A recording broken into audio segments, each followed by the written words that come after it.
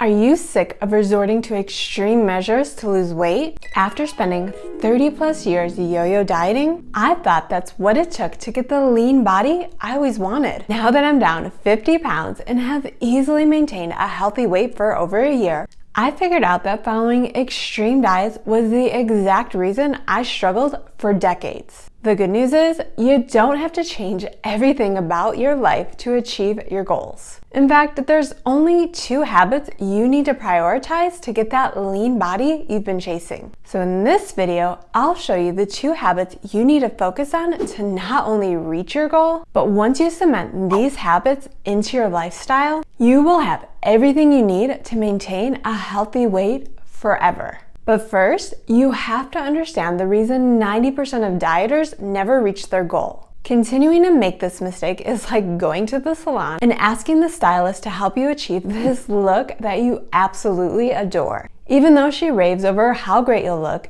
things don't turn out quite as planned. After witnessing your less than satisfied reaction, the stylist tousles your hair and says all you need is just a few weeks to grow it out. Instead of heeding her advice, you take things into your own hands, making the situation even worse. Feeling more desperate, you try again, resulting in an utter meltdown where you just want to shave everything off and start from scratch. This is exactly what happens anytime you start a new diet. Whenever you don't get instant results, instead of having patience and understanding that an effective fat loss plan takes way longer than you think, you make things harder by taking more extreme actions. When you still don't see your scale moving as quickly as you'd like, that's when you say screw it and start from scratch with a plan that's even more strict than the last. That's the exact place I found myself in after regaining 50 pounds that I lost with keto and intermittent fasting. I was so desperate to lose the weight that I regained that I thought I had to cut calories to 1,500 a day while huffing my way through 30 minutes of cardio. When that didn't work,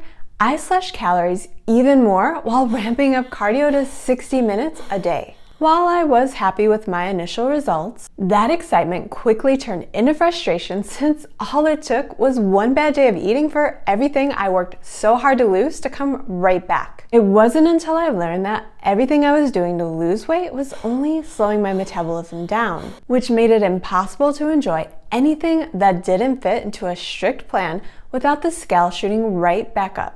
That's when I decided on a slow and steady fat loss strategy that didn't require me to give up everything I love while running myself into the ground with cardio. Sure, the results wouldn't be as fast as they were with plans that I struggled through in the past, but that's the thing. After decades of struggling with diet after diet, I was done. I no longer wanted to give up all of my favorite foods because they had too many carbs. I was done with starving myself for hours on end because I believed that I'd never lose weight if I didn't fast through the morning. And I was sick of being drained of all of my energy from plans that had me eating way too little while exercising for hours each day. For the first time ever, I gave up all strict diet rules since I decided that feeling like a human was more important than what the scale had to say. Instead of relying on quick weight loss plans, I decided if I couldn't lose the weight while following a diet that fit with my lifestyle and was easy to sustain, then I'd just have to get used to living life in a larger size. But here's the best part. Once I gave up strict diet rules, that's when it became easier than ever to reach my goals. And now that I'm years into sticking to these 2 important habits, I have zero struggle keeping the weight off for the first time ever. But that's only because I follow these 2 habits. And not prioritizing the first habit is like expecting salon quality hair without keeping up with the very basics to maintain your look. Whenever you forget to brush your hair, you are left with a dull, knotted up mess. Even if you throw it up in a pony, that doesn't help since it's bumpy and now the knots are just higher and more visible. While I get that some people go for that messy look on purpose, that's not your intention since you strive for a more polished, put together look. The same thing goes for your diet. While some people don't mind looking bumpy in their clothes, if you want that sleek, toned look all over, then you gotta pay attention to what you're putting into your mouth by tracking macros. Don't click away because you just heard that scary word that is all over the fitness space, but scares the bejesus out of you because you don't really understand what it means. Tracking macros isn't as hard as it sounds, especially since you only have to pay attention to 2 numbers in order to make fat loss easy, which we'll talk about in a minute. Before you can track macros, you have to figure out the right macros for you. Because while I can tell you that I eat 2,000 calories to lose fat, that doesn't mean 2,000 calories will work for you. If you haven't put the work into building your metabolism, eating 2,000 calories a day could destroy your results. To figure out the right calorie goal, click over to the Simple Macro Calculator. I'll include the link in the description to make things easy. Then enter your stats. Once you land on the page, scroll down until you get to the macro calculator. Pick which unit of measurement you want to use. I'll choose pounds since I'm in the US, and kilograms are just plain confusing for anyone on this side of the pond. Next, I click female, and then toggle down to my current weight, which right now sits around 155 pounds. When you fill in this part, make sure you're using a recent weight, because if it's been a few months since you last weighed yourself, your weight could be higher than you think. In order for this plan to work, you need to be accurate. Next, toggle to your height, which hopefully hasn't changed. Although at one time I was 5'8", so people can definitely shrink, or just have really bad posture. Scroll to your age, which, don't tell anyone, I hit the big 4'5" this year. I mean, don't tell anyone who doesn't watch my videos because they probably already know. Once we hit the section about how much do you work out per week, be honest. Oh, this describes me. I definitely bust out at least an hour every day. Be honest. Okay, so maybe not every day because sometimes I sleep in. Be honest. Alright, so I really fall into 1 to 3 hours a week category. Thank you. You want to be honest with yourself here and base this on your current level of activity. Because I've had many a client who told themselves that they'd start some vigorous exercise plan next week, but never follow through, which left them wondering why their macros didn't work. Even if you do follow through, then come back and change this after a few weeks of your newfound love of activity. As for me, I walk every day at a moderate pace for around an hour, and I'm in the gym 3 times a week for somewhere around 90 minutes, which puts me in the a ton category. But I still like to be conservative, so I'll choose a lot. You have 3 choices in the next section. Even though my current goal is to build lean muscle, which is amazing because that means I get to eat so much more. Since this is a fat loss video, let's choose lose fat, also known as a cut. Once you click on that, some numbers show up. The first one is your BMR, or basal metabolic rate. This number tells you how many calories you burn with 0 activity. So if all you do is lie in bed all day, you could eat 1,385 calories and still maintain your current weight. The next number is your TDEE, or total daily energy expenditure. This is a number that guesses how many calories your body burns each day based on how much activity you put into the calculator. Right now, mine is showing at 2354. If I go back up here and change my activity level to none, which is sedentary, then you can see that number jumps down to 1,592. That's why it is so important to be active. You can eat way more while dieting than someone who's sedentary, which makes sticking to your plan way easier. When we think about a diet in terms of a long-term strategy, rather than a quick fix to lose weight fast, it is so much easier to eat closer to 2,000 calories every day than it is to struggle through a measly 1,200 calorie plan. Plus, activity has so many other benefits that it is foolish not to start adding more activity to your lifestyle moving forward. Let's put that back up to a lot in order to finish the example. We're not done yet, since if I estimated my activity correctly, that means if I eat 2,354 calories a day, I'd simply maintain my current weight. So I want to keep scrolling down to where it tells me which macros to consume if I want to lose weight, which in this example, I do. And this is where so many people throw in the towel on macros, because not only are all of these numbers confusing, but trying to hit these exact numbers every day seems impossible. And unless you have your diet very dialed in, it's not possible. Before I talk about which numbers you should focus on, let me adjust this just a little. Since this is a bodybuilding macro site, these macros look good if your purpose is to gain a lot of muscle while leaning out. But I'm guessing that's not your goal, at least not yet. Give it a few months in this lifestyle and you may completely change your mind. But for now, let's assume that you just want to lose some jiggle around your middle. The calorie deficit shows as a 20% deficit, which is great. That's right where you want to be for a moderate calorie deficit, so just leave that number alone.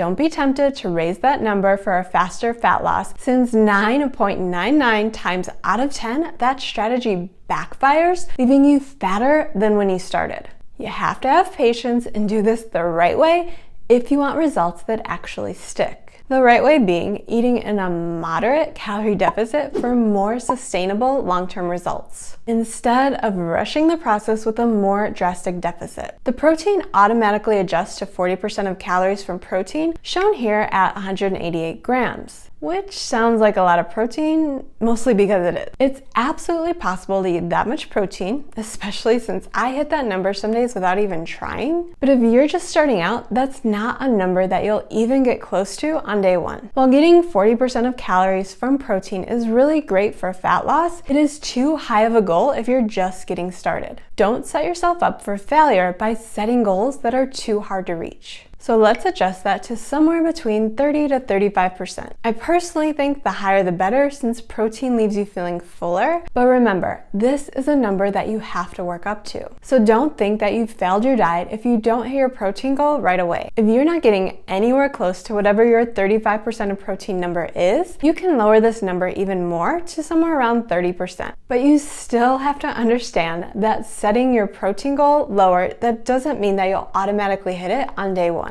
You have to practice for a few days or maybe even a few weeks before you'll start hitting that number on a consistent basis. When it comes to a sustainable diet, progress is always the goal, since aiming for perfection just results in another yo-yo diet. For me, I'll go ahead and adjust my protein goal to 35%, putting me at 165 grams of protein per day. Even though 165 grams is my goal, even if I only get to 100 grams of protein that day, that is still a big win.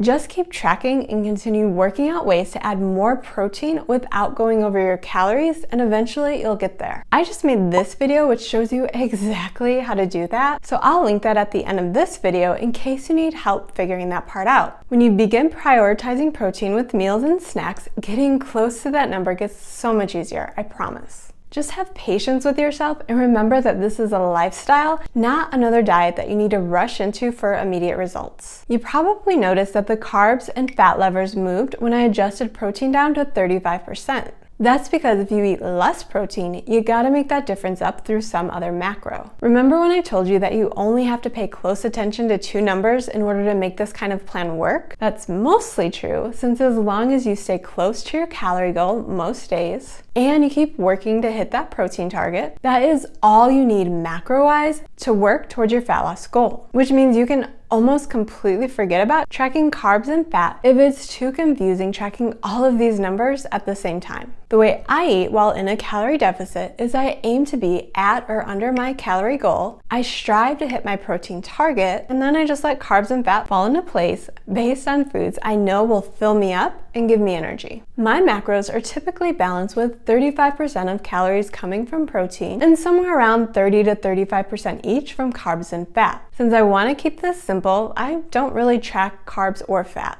All I do is focus on the foods that keep me fuller longer, which for me usually means less carbs early in the day with more nutrient-dense carbs like potatoes or brown rice at night. While you don't have to pay much attention to hitting these numbers, you do want to make sure you're getting at least 25% of calories from healthy fats most days. That's important since fat is necessary for balanced hormones. So while you don't have to obsess over carbs or fats, just look at that fat number every once in a while to make sure you're hitting somewhere around 25% of calories from fat, or even more if that's what makes you feel better. Staying consistent with tracking calories and protein every day will take you a long way in your fat loss journey. It may not be as quick as you'd like, but if you stick with tracking these two numbers while analyzing your results every few weeks, that makes up 80 to 90% of your progress. But only tracking these numbers and expecting a lean body in return is like expecting healthy hair without washing it every 2 to 3 days. While you don't need to lather up daily for a healthy bounce and shine, if you don't hit the shower at least a few days each week, then you'll end up with a weighed down, greasy mess. The same thing holds true when you don't follow through with the next habit at least 2 to 3 days each week. But according to the Global Forum Health, only 19% of women perform this habit on a consistent basis. And I was firmly fixed into the 81% of women who didn't take advantage of the metabolism boosting benefits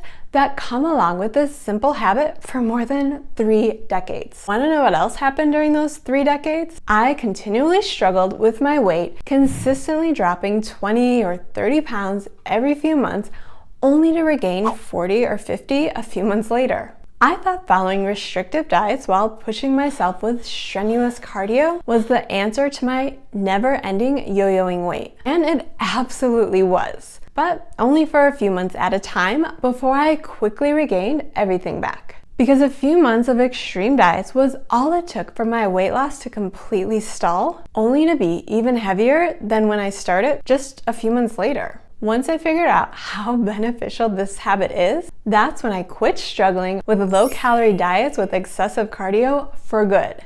In order for a strength training program to boost your results, you gotta eat enough to fuel your workout, which I did. Because the entire time I spent losing the last 50 pounds for good, I averaged eating 2,000 calories a day, while cutting out strenuous cardio altogether. While I stay active enough to reach 10,000 steps most days, I haven't busted my butt on a Stairmaster in years. That's because I learned burning myself out with cardio is actually a habit that makes fat loss harder. Prioritizing full body strength training 2 to 3 days each week is all I needed to build my metabolism up enough to lose weight while eating 2,000 calories a day. While other diets require you to continually lower calories in order to keep getting results, I never had to do that, since instead of following advice that slows my metabolism down, I prioritize habits that build it up. But please don't think that I flipped some kind of switch and suddenly fell in love with lifting weights. Because even though I had to learn to prioritize building muscle for easier fat loss, I often missed the days where I could just jump on the elliptical and think that was getting me closer to my goal.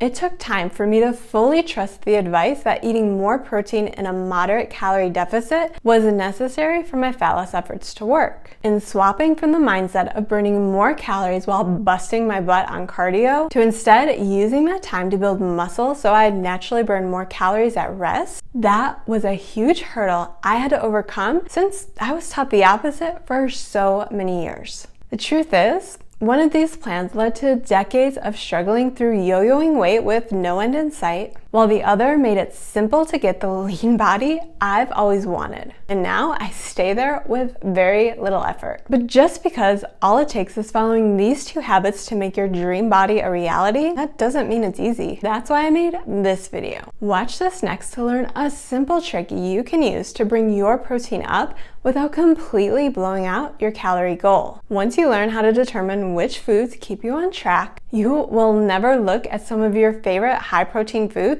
the same.